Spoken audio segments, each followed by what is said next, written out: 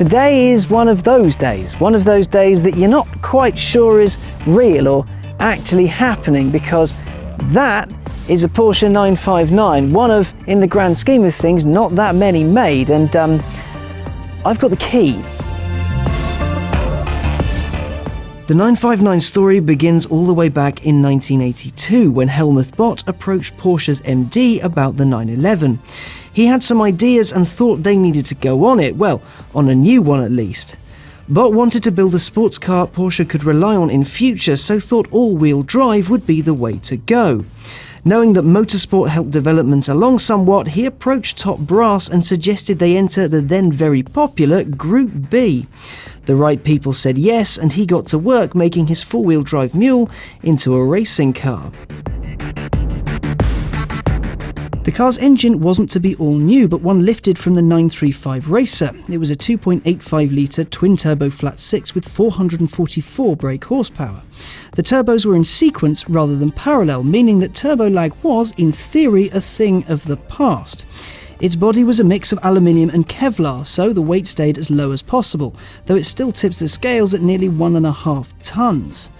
Its aero was made to ensure there was no lift, and the street car got a variable ride height to help keep the car as stable as possible.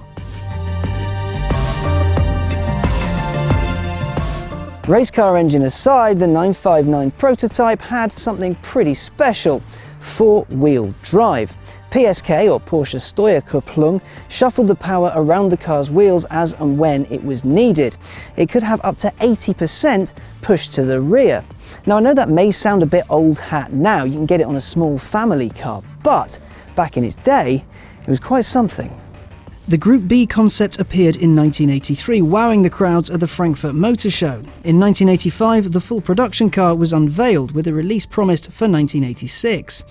At the time, it was the fastest production car on the planet, putting in a top speed of 195 miles an hour, though sport models could hack 197. 0 to 62 was apparently dispatched in 3.7 seconds.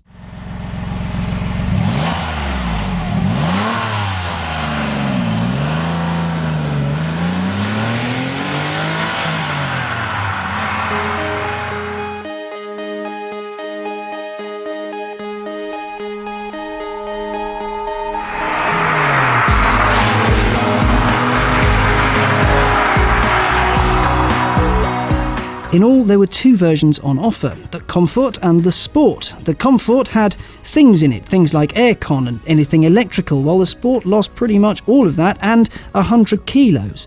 It was supposed to be a featherweight killer, just as Porsche's early Le Mans cars had been. The performance is simply staggering still. Hook it up from second to third and it just goes. It kicks you down the road, angrily, shoutily, making an incredible noise. Of course, it's got that engine, and oh my, what an engine it is.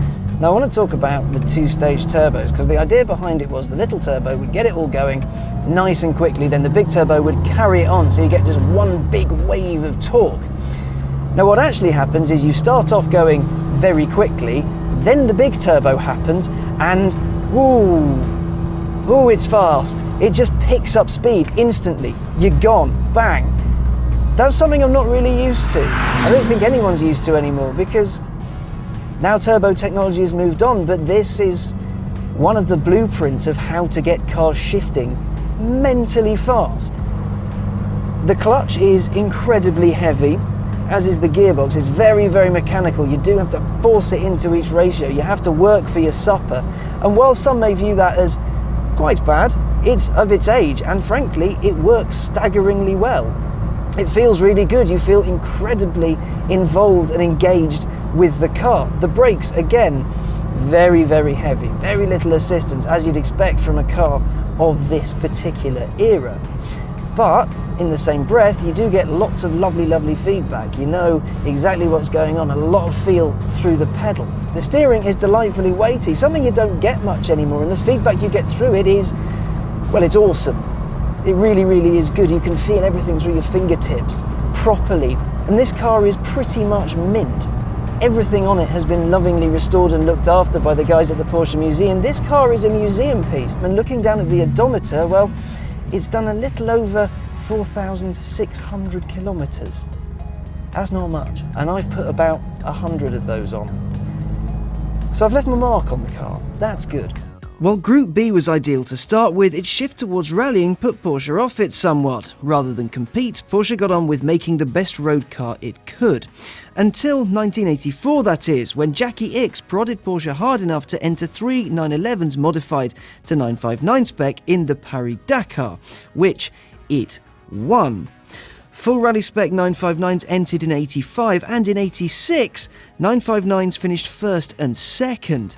Not bad. A road racer variant, the 961, appeared as well. It even entered Le Mans in 1986, scoring a class victory and 7th place overall. This car's legacy, as well as being a poster car for people all over the world, and it still is today, as well as its incredible performance and as well as its victories and stunning efforts on the world's race stages and rally stages, is the fact that it proved that you could have a 911 with four-wheel drive in it. Admittedly, the PSK system was simplified for the first Carrera 4 and then completely switched out for the one after that, because while it was brilliant, it was very expensive and very, very complicated. It showed that you could still have fun in a 911 with all four wheels driven. It's a beautiful piece of engineering and a stunning piece of design. And a testament to that is the fact that several times today, people stop just to have a chat, to have a look at it. It's just got people, and they love it for it. And I don't blame them. On our travels, a chap accosted us and wanted to have a look because he knew exactly what he was looking at. And he told us that his dad used to work at the factory around the time 959 was being developed. And apparently his father, on the day he went to buy his wedding rings, took a 959. And he doesn't remember that day because he went to buy the ring he was going to slip on to his everlasting love's finger. No, he remembers that day because he was driving a 959. Fair play, but don't tell your wife. The power this car has over people, it is the highlight of people's days, the highlight of their years. Hell, for some people it would be the highlight of their lives. I'm never going to forget the time I spent with this car. I'm so incredibly lucky to have done it. For me, the 959 was always a special car. I loved it to bits when I was a kid. I remember seeing it just as countless other people did and falling in love with it. At the time I wasn't really a fan of the 911, but hell, the 959, it just did it for me. It just did it for me. It got me in a way that very few other cars did.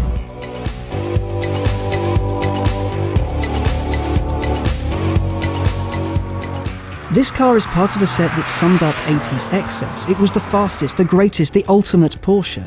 It used to go toe-to-toe with Ferrari F40s, Jaguar XJ220s and the like. It set the paradigm for the supercar renaissance. It's one of the world's true greats, and an innovative one at that.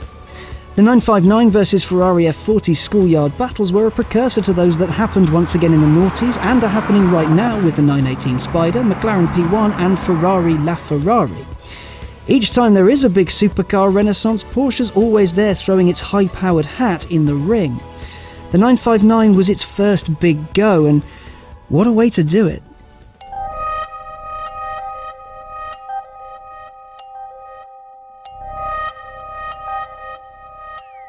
It's been a genuine pleasure to be able to drive the 959, even for the briefest of moments, because it's very much of its era. It's very fast, and consequences, well, who gives a damn about them? Nowadays, yeah, manufacturers are making very fast cars, but they also have something else in mind: efficiency. And while that's all well and good, I'm not knocking that, every now and then, don't you just wish manufacturers would throw out all the eco bits and make something as big, as fast, and as silly as possible? I know I do.